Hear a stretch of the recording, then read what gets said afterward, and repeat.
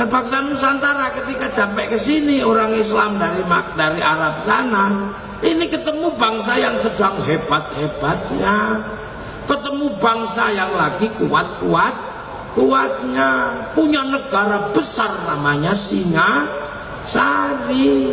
negara adidaya, adikuasa, negara yang mampu menaklukkan Mongolia. Padahal Mongolia menaklukkan Arab, menaklukkan Eropa, menaklukkan Cina. Itu ditaklukkan oleh bangsa Nusantara namanya Singasari. Itu panglima perangnya namanya Ronggolawe. Anak siapa? Anak Arya Wiraraja, orang Madura, yang mengatur strategi perang melawan Mongolia. Orang Madura namanya Arya Wiraraja. Kalian sudah nggak ngerti itu. Makamnya di mana? Kamu sudah nggak ngerti. Madura punya orang hebat yang mengatur bagaimana Singasari melakukan ekspedisi Pamalayu untuk menaklukkan Mongolia. Setelah itu Arya Wiraraja mengatur berdirinya bangsa besar namanya Majapahit. Jadi kingmakernya Majapahit ada di Pulau Madura. Orang Madura nggak ngertinya Sakera. Bahwa di tanah ini bersemayam orang yang mampu menyatukan Nusantara, yang punya kekuasaan sampai Korea Selatan, sampai Madagaskar. Itu yang ngatur semuanya orang Madura, namanya Arya Wiraraja. Anak milenial nggak ngerti.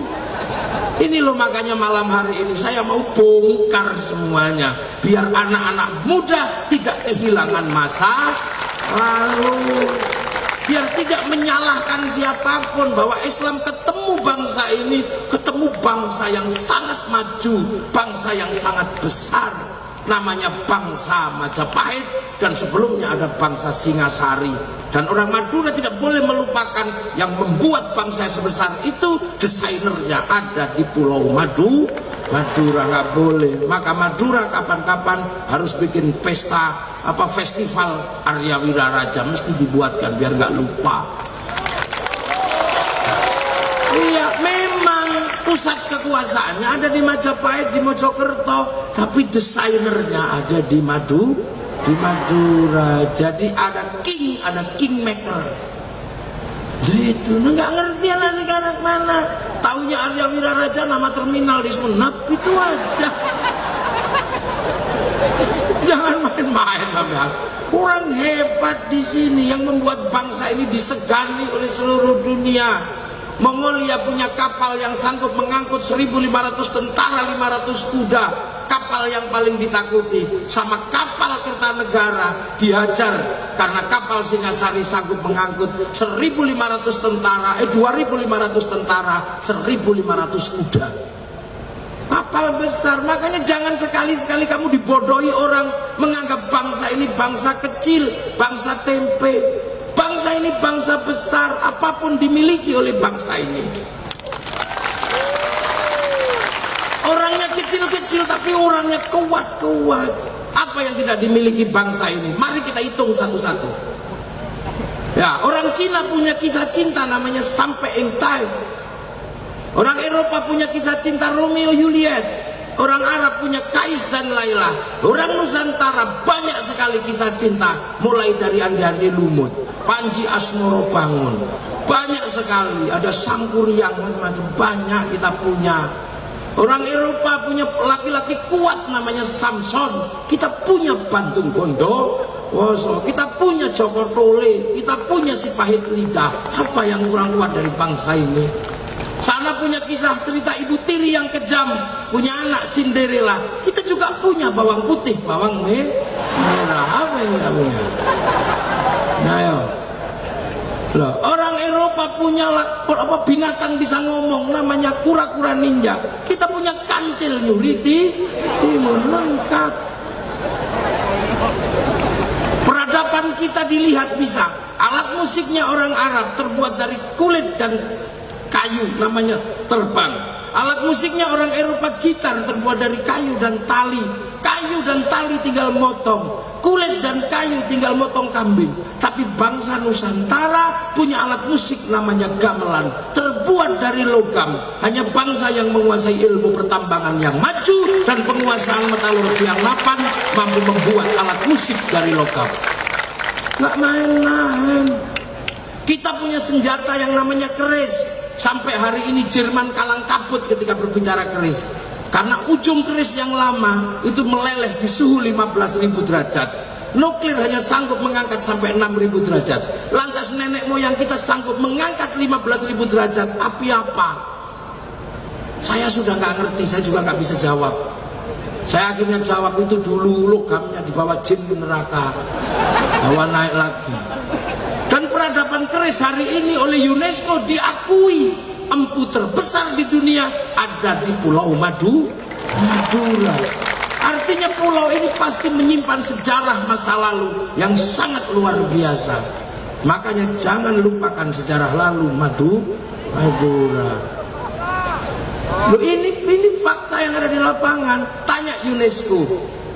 Peradaban keris di dunia pusatnya sekarang ada di Madura, dan satu-satunya empu perempuan ada di Pulau Madura.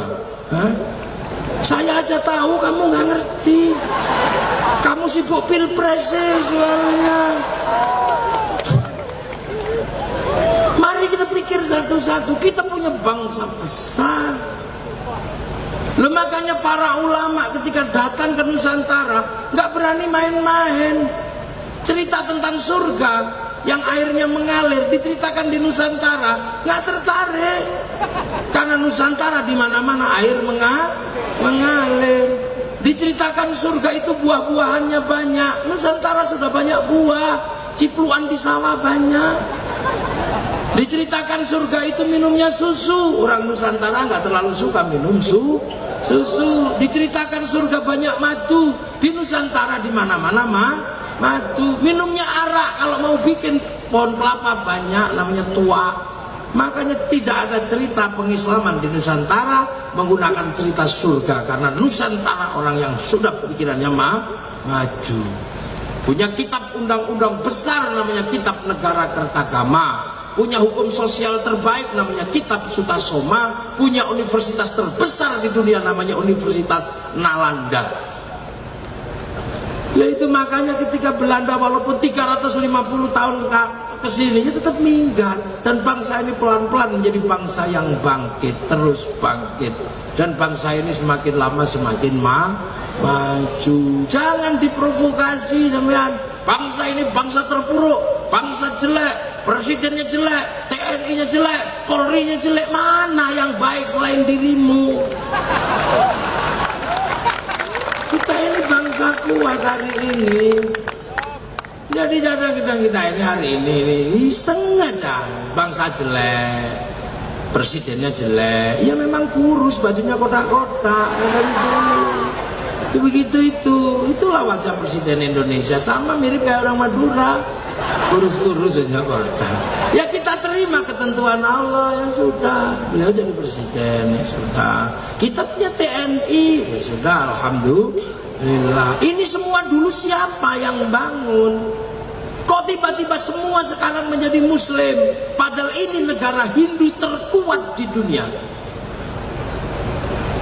Candi terbesar ada di Nusantara namanya Prambanan, candi Hindu. Candi Buddha terbesar di dunia ada namanya Borobudur. Kok tiba-tiba sekarang menjadi bangsa Muslim terkuat di dunia? Masjid terbesar ada di Indonesia, terbanyak di Indonesia. Orang hafal Quran terbanyak di Indonesia. Orang pergi haji terbanyak di Indonesia. Orang pengajian terbanyak di Indonesia. Kok bisa? Sampai mestinya pakai nalar yang canggih. Kenapa negara Hindu terbesar di dunia tiba-tiba berubah menjadi negara Muslim terbesar di dunia? Apa ini BEM salah BEM? Bukan. Ini pekerjaan orang-orang yang hebat yang mampu mendesain bangsa baru namanya bangsa Nusantara. Butuh social engineering, butuh political engineering, butuh kedewasaan dalam sikap mengemban misi perubahan di Nusantara. Dan itu siapa? Para Wali, wali itu siapa? Wali itu orang-orang yang download programnya Allah.